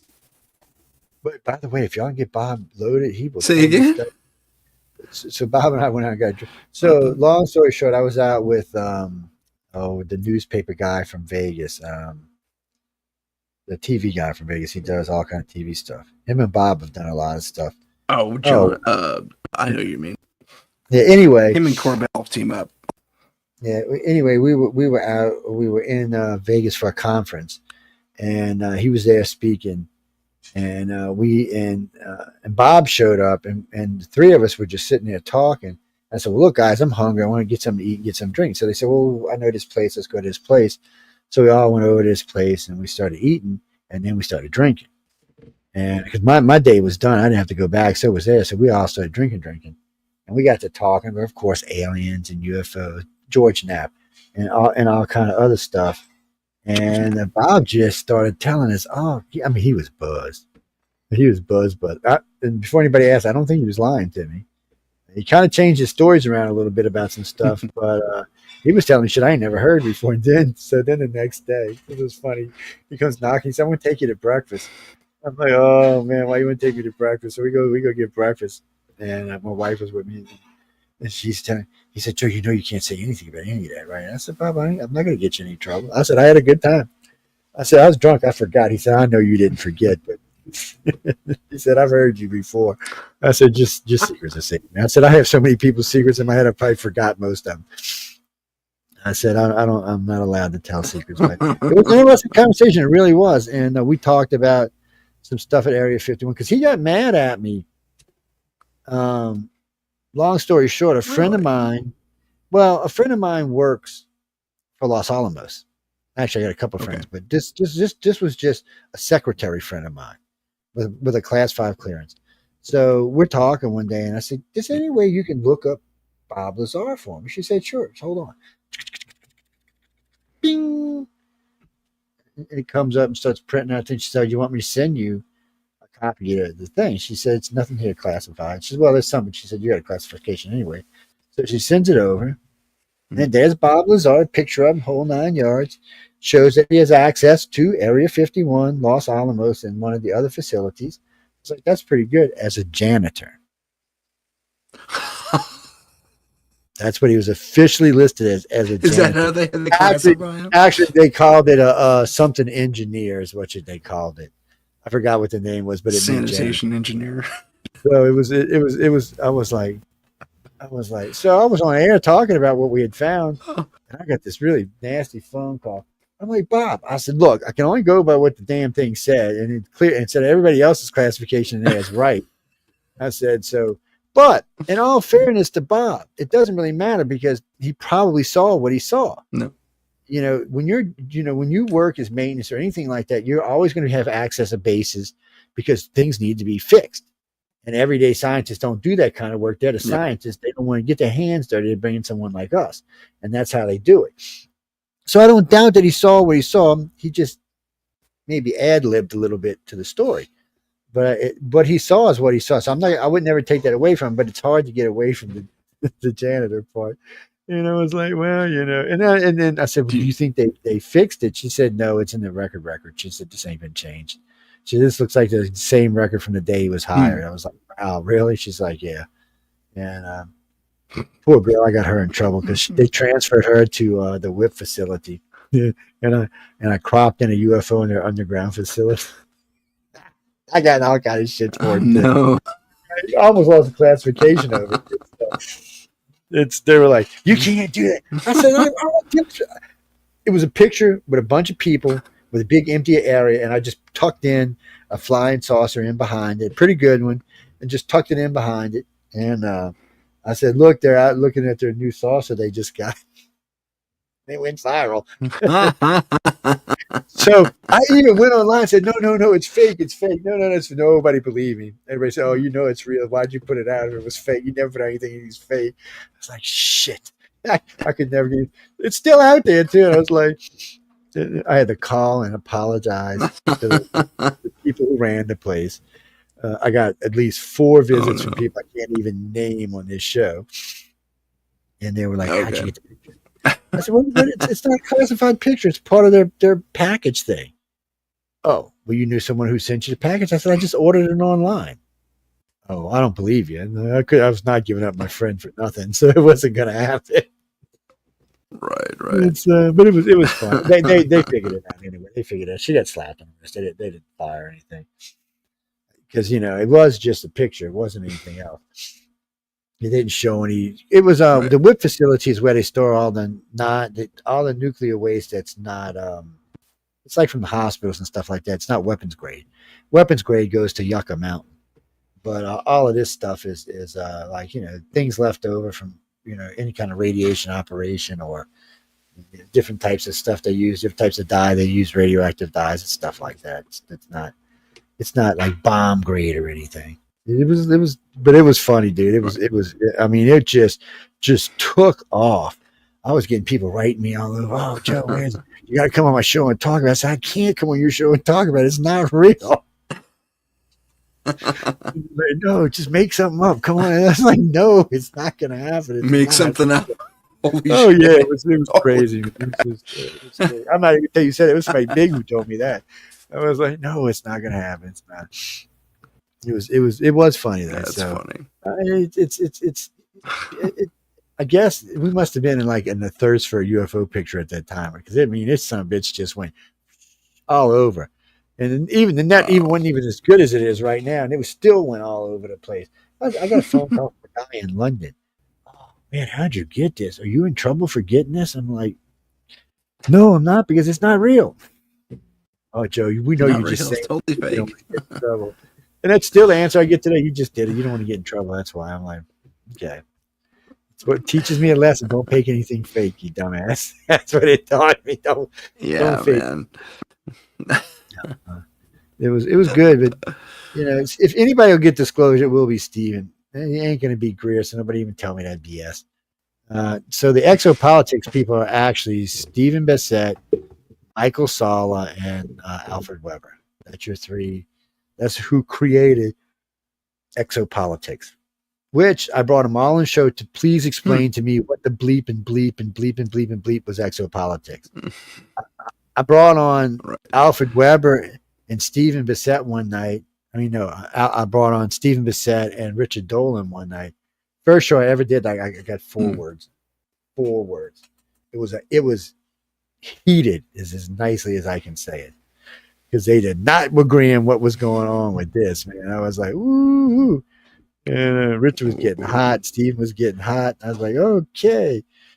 And at the end of the show, Steven said, I kicked his ass. Richard Good said, I show. kicked his ass. It was like, whatever. It was a good show. It had good ratings. It's still up there somewhere, too. It's available somewhere. It was. I'll find But, it. I mean, really, I think I want to watch that one. Oh, yeah, you'll enjoy it. If we're going to get disclosure, it's going to be through someone like Steve just doesn't give up. He is a madman. He is, and he is one of my favorite ufologists. And he was the first person to ever really take me serious when I first got in the field 40 years ago. He was, he did a lot to help me get going in the field. So, and I respect him in it, but I still give him trouble about disclosure. Even though if I got to give anybody a shot, I'm going to give it to him. But I'm still like, no, I ain't gonna. I tell it to him all the time. He gets pissed at me. He's like, it's going to happen. It's not going to happen. I said, me and you'll be in heaven, come back, be back, going back, come back, going back, and still nothing will be happening. I said, until we go off world and find some damn aliens, we're just not going to get to see these. I don't know. I'm hoping for something. And if anybody, if y'all are right, I mean, if anybody might do it, it might be Trump. But the right person's going to have to ask. He seems to have the administration that'll back a play like that. Yeah. Yeah. If I heard, I can't remember the name of the black-headed senator lady who did the interview, but I haven't heard her ask him yet for anything. Well, I mean, the whirlwind's been going on, so it may take a little while. I mean, he's been so busy with so much stuff. Something like this is going to be on the back burner. I haven't really heard anybody pulling out yet. You know what? I'm going to apply to the press room because they're taking podcasts now, and we have enough listeners, and we might get in. If not, though, I'm going to send her a question. That'd be great. And say, hey, look, if you're not going to let me in, can you at least answer this question about do you think that if there's any hidden information on extraterrestrials or UFOs, would the president release it? And that at least get the ball started. I know Steven's always constantly got something going on, but it's not always the right questions. Sometimes you just got to ask. You just got to say, hey, would you disclose this? I mean, sometimes you just got to ask. And as a friend of mine's always telling me that the Greys or what did you say? The Greys are Catholics, the reptilians or Jews, and other ones are Muslims. I'm like, where'd you get that from? He said, well, that's religious. Well, it's a whole nother show, but so most, like 99.95 of religions stem from Sumeria, which of course is where the Anunnaki were supposed to live. So that's who they try to give credit for the religions. But the problem with that is Sumeria and Egypt are really close to the same age, and Mesopotamia really is too. The three of them kind of developed all around the same time, so they all three seem to be different. Yeah. But it does seem like Sumeria and Egypt were messing with the human aliens. And it looks like the other one was messing with the reptilians. And that also shows you how early in time they were messing with us since the get-go. It also shows you that the Greys weren't present. Oh, yeah. I think it's a hard thing for people to accept, too. They're like, well, I don't know why the Greys came so late. I said, well, the Greys didn't want to come here. They were off doing whatever they do in their higher understanding. They were like, you want us to go do what? With who? Not them humans. They stink. Oh, come on, man. They smell funny and stuff. They smell horrible. Vulcans think we stink, so why wouldn't the Greys think that? They'd be like, oh, my God. And they're hairy. You think about it, the reptilians, the Greys and the reptilians have hair. But not really. But no, they don't really don't. So only the humans have hair. So they're all kind of like, look at these hairy things. Yeah. Get them out. I don't know, guys, but it is kind of funny. And if we're going to have disclosure, it's going to have to be some kind of joint, some kind of big thing with presidents and because I'm thinking I think Trump right now could release everything our government have, and I don't know how much our government has because look at it from my point of view. Military abductions wouldn't exist if the government had the truth, would they? be no need for them. Fair point. Fair point. So the people I know who work in military abductions all tell me the same thing. Some of the researchers probably know more than we do.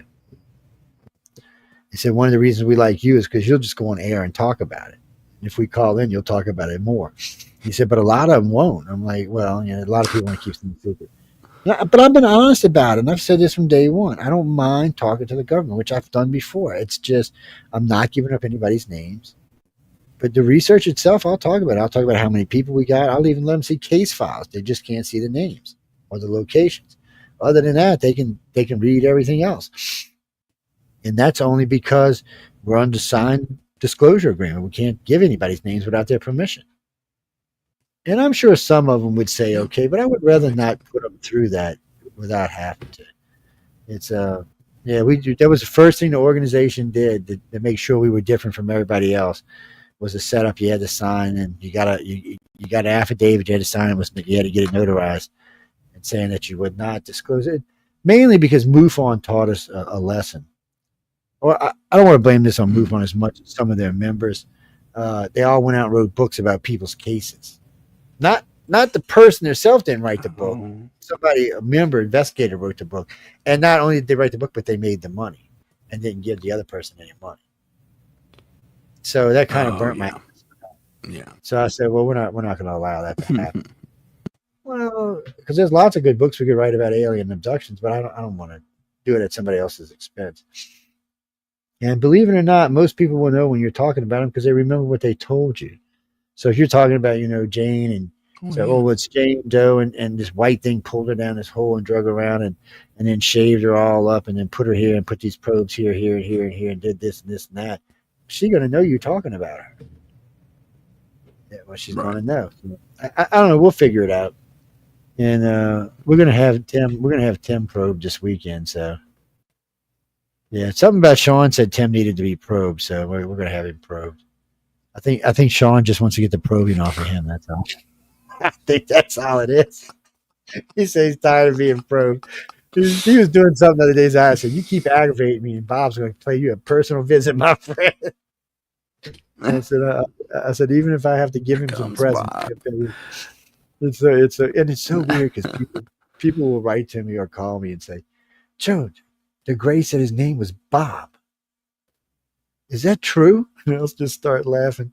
He said, "Did you actually affect one of them?" I said, "I've always called the Gray Bob since, I was an itty tiny thing." I said, "That's his name as far as I'm concerned, is Bob." And I said, "Since I'm telepathic with them," I said, "I know if it's the same alien."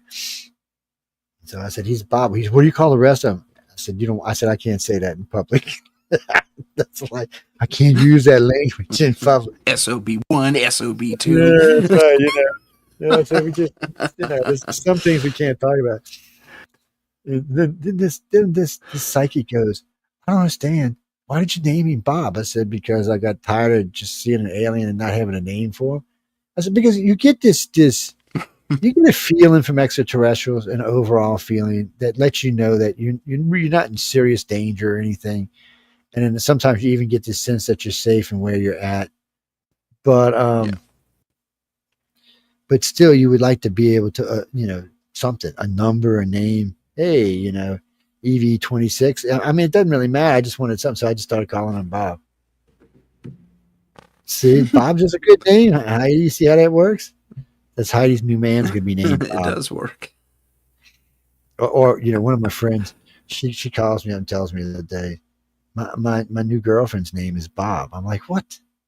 She goes, "You sure it's not your alien, right, Joe?" She said, "Because you never said you could tell what sex they were." I said, I don't know if aliens do that kind of stuff. I said, "Don't ask me. I don't know." I said, "I don't even want to go there. Leave it alone." She's like, "I just wanted to make sure." And it was too funny though. It was just too awesome. Much. I was like, well, I don't know how the aliens work that kind of stuff out. We'll have to ask Bob next time we see him. I said, as far as I know, Bob might be a girl. I don't know. I don't want to rule it out. Oh man, but that stuff gets crazy. No man, there's so much of it. And a lot of this is fun. And a lot of it's fun to play with. but there is a lot of serious research out there. There's a lot of serious data out there. And as much as I want disclosure, and I've told this to Steve, matter of fact, I'm going to invite him on in a couple of weeks and tell him again that I just don't think that we have the oomph to make it happen. I have seen so many of these things they have put on the government website. If you get it 25, they used to in the old days, if you got 25,000, they would bring it up. Then it was 50,000. I think now it's like 150,000. So you go on their website and write up this article or this piece, and if it reaches 150,000 views, then I think Congress or the president will look at it and see if it's something that should be addressed. So I know Steven's done a few of them. I know several people have done a few. We did 2 of them on different stuff, and they do address them, and you'll hear them even talk about them sometimes. But some of the stuff is just not important enough, at least not considering what's going on in the world today. That's the real problem with this extraterrestrial stuff or paranormal stuff or anything that's outside of the norm. There's so much what we would consider normal stuff swirling all the time. It's hard to squeeze in that 8, 10, 12% of abnormal to really look at it. And people want to know. It's not even that ordinary everyday people who don't even know what this is about, doesn't want to know. They do. Or sci-fi movies, paranormal movies, and UFO movies wouldn't sell so well. People are interested, but they're interested in a constructive way. And, as many paranormal shows as I've watched, I don't know how many of them I would consider constructive, maybe 1 or 2. What was the first one? Taps. That was the first one. And I had forgot all about Taps. Don't they still own a hotel somewhere and do stuff like that? Oh, no, I watched Taps because they were contractors. I'm a contractor. The only reason I watched them. I wasn't a big fan of them. I've had them both on the show a couple of times. But he asked me one day, he said, well, do you like our show? I said, well, I like y'all just fine. And he goes, and how many times have you watched it? I started laughing. He's like, we're not going to like the answer, are we? It's like, no, not so much. It's like, he's like, well, if we can't sell you and you do all of this, I don't know.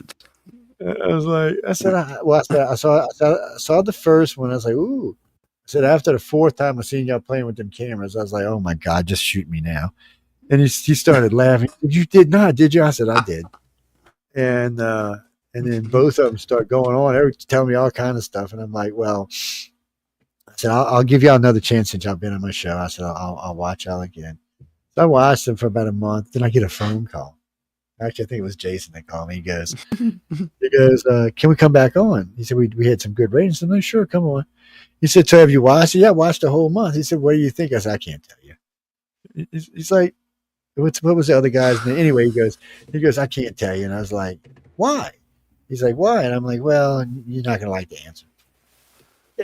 Both of them just started laughing. He was like, you're a hard sell. I said, no. I said, you might not like what I do on the radio. I said, some stuff I say I'm sure you'd be offended by or something. I said, the thing of it is, it's the camera thing that makes me crazy. He's like, why? I said, because how many of these cameras, these CCTV cameras you think are around the world? He said, I don't know. I said, I would say in the millions. And I said, how many ghosts have they caught? Oh, shit, none. And I said, oh, well, that's not true. Maybe 4. And he's like, but we're better. We're going to the place where we know the ghosts are at. And I said, I'm going to tell you something when we go to break. I said, I'm not going to tell you on air, but I'm going to tell you when we go to break. We go to break. He said, what's that? I said, you see none of that rolling flashlight bullshit? I said, don't do that anymore. It's obviously a fake. He said, how could you tell? I was like, dude. I said, that's like first year F up. Don't do that anymore. He's like, damn. He said, the other guy said, it looked great. I said, I didn't look great. It looked stupid. And I said, besides that, I said, if a ghost is going to get you, he's going to probably kick you across the room, fling it somewhere, and hit you in the head with it or some shit. He's not going to go, ooh, back and forth. And they both just started laughing. Come back from the break, they go, what did you tell them? They're in a different kind of mood now. I said, oh, yeah, they didn't like what I told them. I said, but they're going to fix it. They told me they're going to fix this, and that's all that matters. Now, what was it, Grant? Was his other ones, Jason and Grant's up there?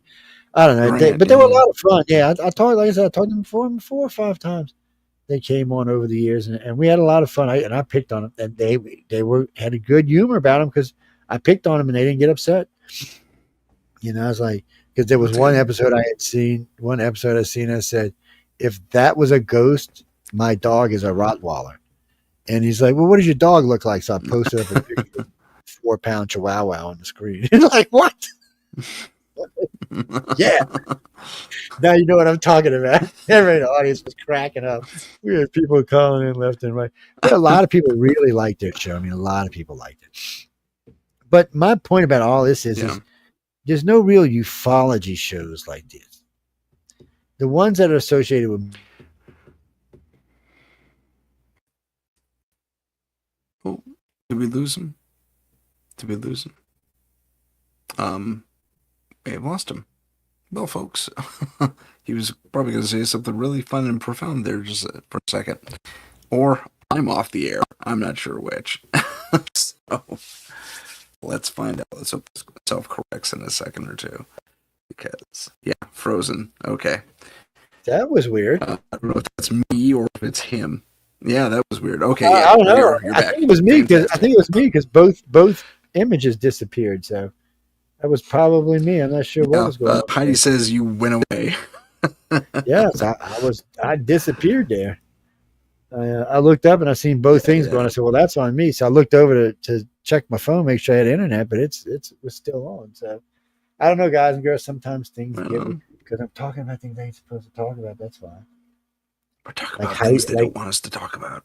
like Heidi's new alien man. We're getting her an alien man.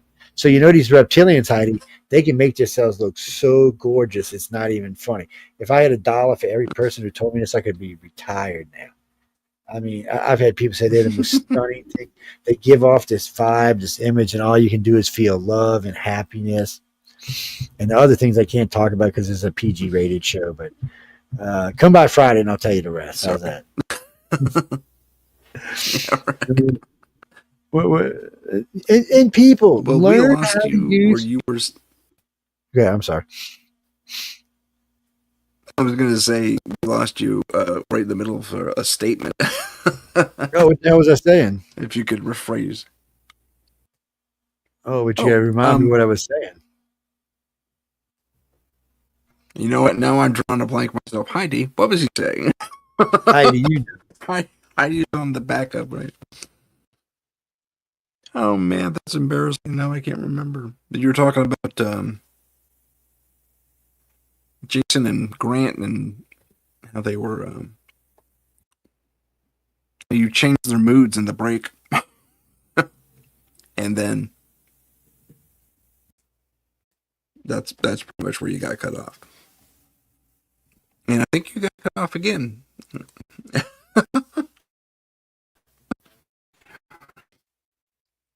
Oh man. Okay. I think he froze up again. That's very interesting. We are talking about things they don't want you to hear. Maybe, probably not. But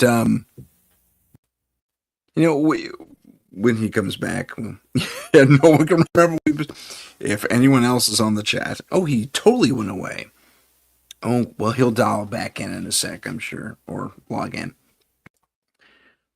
But regardless, this actually kind of gets me to a point to where that I wanted to talk about, where he mentioned earlier on that UFO reporting, hauntings, and all that stuff seems to be slowing down.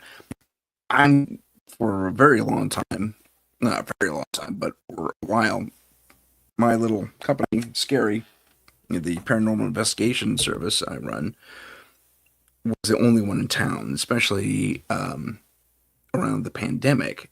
Well, that's pretty much still the case. There's one other group here, but I haven't had a call in up until like very recently. In fact, I got a case of this Sunday I'm going to be going to. That's the first case I've had in about a year and a half, maybe 2 years. So there is a strange slowdown. And I'm back. Okay. That's good. So yeah. There is a really weird, strange slowdown. And it is kind of bizarre. I think Joe is on to something that maybe this disclosure thing is approaching, and maybe we're all too distracted to really care about a chair moving on its own in our apartments or homes or buildings or whatever it is. We're in some tumultuous times right now, globally. So there's that's something to consider as well. Yeah. So there's I don't think there is a lack of anything happening. I think there's more of a lack of interest in these things that are happening. I mean, certain people can report things. UFO reports are going to happen. Ghost reports are going to happen. Absolutely. I don't think it'll end. But there's been a strange slowdown, and this isn't the first time it's happened. Approximately, let's see, something in the order of maybe 7-8 years ago, there was another slowdown, at least on the West Coast, and it was weird. It was just like virtually the entire United States, North America actually, went dead as far as activity went, except this thin little ribbon. And if you looked at the data, the reporting, it was this thin little ribbon in the middle of the country, and into Canada and into Mexico. And it almost looked like an hourglass. So it bubbled up around the border of Canada, bubbled up around the border of Mexico, but it got to a really thin ribbon in the middle of the country as far as reportings go. I'm across the board, UFOs, Bigfoots, ghosts, the whole thing. And it was just a really, really bizarre trend, and maybe it's cyclical. This is the first time I've seen a slowdown like that since that time. So now this could also be, since I have a case this Sunday, a ramp up from that still zone. So I don't know. It's very, very interesting. Let's briefly cover our disclosure thing. He should dial in any old second, by the way. We'll get Joe back in a minute. I'm trying to see if he's writing me anything. He has not. Okay. So, disclosure. There is a way to go about it, and maybe, I don't know. I think Joe's definitely onto something that we need to be very careful about how we do it. Maybe it has to be both government and alien intervention. If we're going to stick with just aliens, that they're going to have to communicate. And a lot of people say, and Joe will back up this thing if he ever gets back on the show, that we do have confirmation, short of all this film and video, that really truly confirms all this. But we do have confirmation from reliable sources throughout our more immediate history that says, yes, we are interacting with these creatures, with these beings. So I don't think achieving that unified release of information is impossible. But let's also look at other stuff. Let's look at the Bigfoot, the Nessies, all the cryptid stuff. Let's look, and for that matter, is there going to be a release on all the ghost stuff? Are we going to find out we've been peering through to another dimension? All these CIA file releases, whether they're hyper redacted or not, speak to a ton of strange spiritual stuff that our government and probably other governments throughout the world have already had a handle on for a very long time. So there's something to consider when it comes to that. And Joe is coming back on, so as soon as he completes his connection, I'll bring him back in for the last 5 minutes. And there he is. Don't ask me. I had to reset the whole router, man. I don't know what happened. I looked over and I don't know. It was doing these little weird things, real weird numbers. I was like, what the fuck is going on here? And I was addressing the audience in your absence. That's right. I was addressing the audience in your absence that We're going to give Heidi a show anyway. So we're You going to put talked her about to work. this. Yeah, absolutely. You should. Thank you. Yeah, welcome back for sure. So I was telling them about the slowdown, another slowdown that happened in the paranormal world. I mean, UFOs, Bigfoots, ghosts, about maybe 7, 8 years ago, where it just went dead, except for this really thin ribbon in the middle of the country. And it was weird. It's like an hourglass. It bubbled at the top near Canada, bubbled at the bottom near Mexico as far as reporting, areas of reporting. And it was just, otherwise it was dead. And then pandemic happened, and it was still, and that was understandable why things went dead, because no one was doing anything. They didn't care if the chair was moving in their living room or not. There's, Yeah, because it was but excitement. I Sorry. But I was saying that there should, whether these things are being reported or not, we are super distracted right now. There's a lot going on in the world. Maybe people just aren't giving a damn if there's, Aunt Sally from 50 years ago sitting in her favorite chair in the living room, and she's been dead for a while. They're just going to deal with it until things get a little more, the everyday people, I can understand that. Like, people who are not interested in this stuff, I can understand that. But for the researchers, I would just think that they would be more interested in what was going on. It is funny because like New Orleans is a very haunted city, but New Orleans is also strange because. So how can I explain this? So Katrina came. It's hard. So New Orleans is a soup bowl, ladies and gentlemen. It's completely surrounded by levees. The levees are 36 feet tall. So we're completely surrounded. So when the flood happened, New Orleans is actually above sea level and some of the surrounding areas, but everywhere else isn't. So what it seemed like happened is all the rest of the city and all the suburbs went dead. There was no activity paranormal wise anywhere for more than almost a decade. It seemed like it took that long, but the French Quarter itself, the Vieux Carré as we call it, was smack full of everything you could think of. It was almost like they fled the high because it was salt water coming in. So I think they fled the salt water to get to some ground where it was fresh water and high ground. And that's what they ended up doing. So the quarter became very busy. St. Charles became very busy. The Marigny, these are all places that are old to start off with. I mean, they're 200, 300 years old to start off with, but this is where everything seemed to have gone.